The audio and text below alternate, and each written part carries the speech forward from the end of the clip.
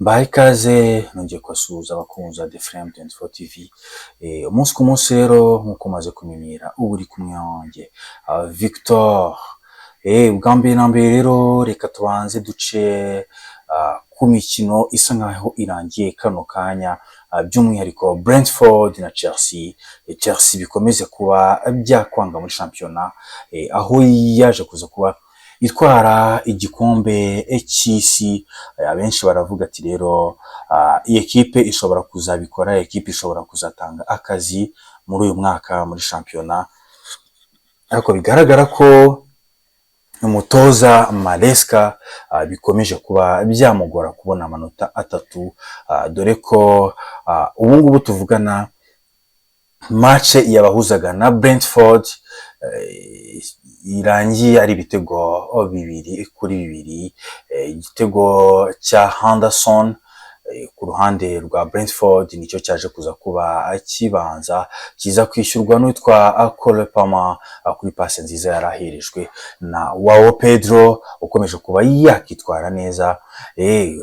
Chelsea yaje kuza kubona igitego cya kabiri gitsinzwe n'utwa Caicedo.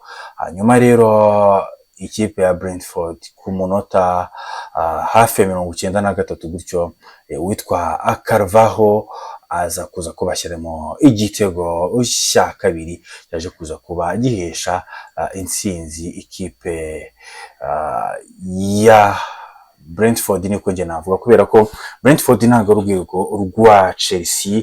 Niba ikipe nka Brentford ishobora kuba yakiva inyuma, ikaba ishobora kuba yabona amanota atatu, inota rimwe yaje kuza kuba ibibona ikabuza amanota atatu ekipe ya Chelsea, ni ibintu bikomeye cyane. Gusa icyo nakubwira nuko ekipe ya Arsenal yaje kuza kuba itsinda ibitego 3-0 nkuko nabibabwiye. FC Bournemouth itsinda Brighton ibitego 2-1. Crystal Palace yaje kubinganya na Sunderland ivuye mu cyiciro cya kabiri. Everton iza kubinganya na Aston Villa 1-1. Fulham iza kuza kuba inganya na Leeds United. Fulham yatsinze Leeds United igitego 1-0. Newcastle United iza kuba itsinda Wolves igitego 1-0 nayo.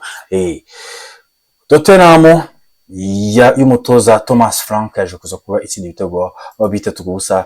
Yaje kuza kuba bitsindwa by'umwihariko ku minota 47. Papa Matar Sarr yaje kuza kubona igitego cya mbere. Bakiva mu karuhuko rwose, witwa Bervagal kuri pasi nziza yarahawe n'uwitwa Romero yaje kuza kuba atsinda igitego cya kabiri. Agashingura cumu Bervagal wari wabashije kuba iyi match imuhira cyane, yaje kuza kuba abona igitego, yaje kuza kubatanga pasi yavuye mu gitego kuri Van de Ven. Ikipe ya Tottenham ikomeza kuba yitwara neza mu buryo cyangwa se mu buryo bumwe cyangwa se ubundi. Reka twerekeze mu gihugu cya Espagne, dore ko ni abenshi bategereje umukino wa derby uzahuza Manchester United ndetse n'ikipe ya Manchester City ku munsi w'ejo. Ariko muri Espagne ho naho rwose rwari rwambikanye, ubonaga ko bimwe mu bintu bya mbere abantu bakekaga byaje kuza kuba biba, cyane cyane kuri ekipe ya Real de Madrid. Real de Madrid rero yaje kuza kuba itsinda cyane itsinda ibitego 2-1. Igitego cya mbere cyatsinzwe n'uwitwa Mbappe. Atletico Madrid bwa mbere yabonye amanota 3 by'umwihariko itsinda Villarreal. Hanyuma Athletic Club de Bilbao iza kubitsinda igitego 1-0. Hanyuma Real Sociedad yaje kuba itsindwa na Real de Madrid ibitego 2-1. Hanyuma igitego cya mbere cyaje kuza kuba gitsindwa n'umusore Mbappe kuri contre attaque yari ikozwe neza cyane. Hanyuma umusore Mbappe aza kuza kuba asiga defenseur babiri abatsindana igitego ku minota 32. Witwa Dean Hodgson yaje kuza kuba ahabwa ikarita itukura ku ikosa yarakoreye umukinnyi wa Real Sociedad. Hanyuma rero akibibona gutyo umutoza Xabi Alonso yatangiye kwitonganya n'iki byose bise ikarita y'umuhondo. Hanyuma ku minota 44 mbere ko ajya mu karuhuko witwa Arda Güler yaje kuza kubatsinda igitego cya kabiri kuri pasi nziza yarahawe na Mbappe. Mbappe wongeye kwemeza isi ko ari umukinnyi ukomeye, dore ko iyi match bisa nkaho ari we wenyine waje kuza kuba ayifata ku gatuza afata ekipe ya Real ayitereka ku mugongo we, hanyuma aza kuza kuba ayihesha amanota 3, dore ko ku minota 56 ikipe ya Real Sociedad ibifashijwemo n'umukinnyi wayo Ayola Zabal yaje kuza kuba itsinda igitego kimwe kuri penalty. Hanyuma ku minota 32 Mbappe yaje kuza kubahabwa ikarita y'umuhondo, no ku mukino urangira ari ibitego 2-1. Niko uko rero byari byifashe muri Espagne. Twavuga ko bimwe rero mu bintu byaje kuza kuba biranga iyi championnat nuko ekipe ya turebye ku rutonde twavuga ko stats mu by'ukuri barutazamuyoboye abandi muri iki gihugu ni Kylian Mbappe wa Real de Madrid, hanyuma akaza kuba akurikirwa na Tajon wo muri Villarreal, Adrian ufite n'ibitego 3 muri Getafe, hanyuma Sevilla La Famille wo muri Sevilla akaba afite ibitego na 3, Arda Güler na ufite ibitego 2. Umwana muto ukomeje kuba yakitwara neza mu ekipe ya Real de Madrid. Abenshi ari kwibaza ati se witwa Jude Bellingham, uyu mwana ukomeje kuba yakitwara neza kuva umutoza Xabi Alonso akinjira muri Real, hanyuma uyu mwana w'umunyaturukiya witwa Arda Güler akaba akomeje kuba yakitwara neza. Abenshi bakavuga ati se biraza kuba bigenda gute, dore ko uyu mwana akomeje kuba atanga akazi, by'umwihariko ku rutonde rwa championnat ekipe ya Real de Madrid iyoboye n'amanota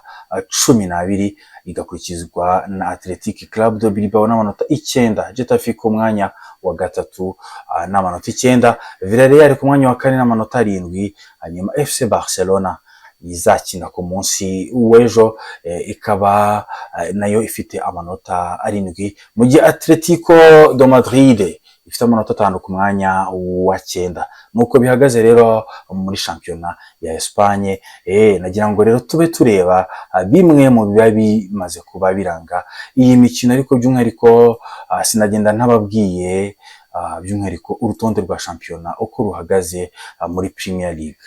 Muri Premier League rero ekipe ya Liverpool ya Arsenal kugeza ubu ngubu irayobowe n'amanota 9, igikurikirwa na Tottenham n'amanota 9. Liverpool itaratsindwa umukino n'umwe, ikaba nayo ifite amanota 9 ku mwanya wa gatatu. Ku mwanya wa 4 AFC Bournemouth ifite amanota 9 ku mwanya wa gatanu, amanota 8 Chelsea. Everton ku mwanya wa gatandatu n'amanota 7, Sunderland ikaba iri ku mwanya wa 7 n'amanota 7. Hanyuma ikipe nka Manchester izakina ejo, Manchester United iri ku mwanya wa 11, mu gihe Manchester City iri ku mwanya wa 16 n'amanota 3. Mu gihe Manchester United ifite 4, Manchester City ifite 3.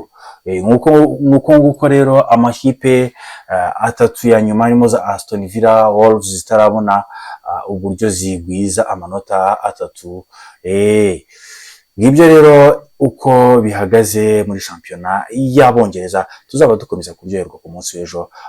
Nagira ngo rero mbifurize kugira ijoro ryiza kandi n'amahoro y'Imana akomeze kubabaho. Dore ko abenshi muba mwarakoze subscribe kuri channel, rwose mujye mukomeza no gusharinga ibiganiro bitandukanye tuba dukomeza kuba tubagezaho. Munyemere nsoreza nga kiganiro cy'uyu mugoroba, mukomeze kugira ijoro ryiza ndetse n'ibitotsi byiza. Imana ikomeze kubarinda. Ciao.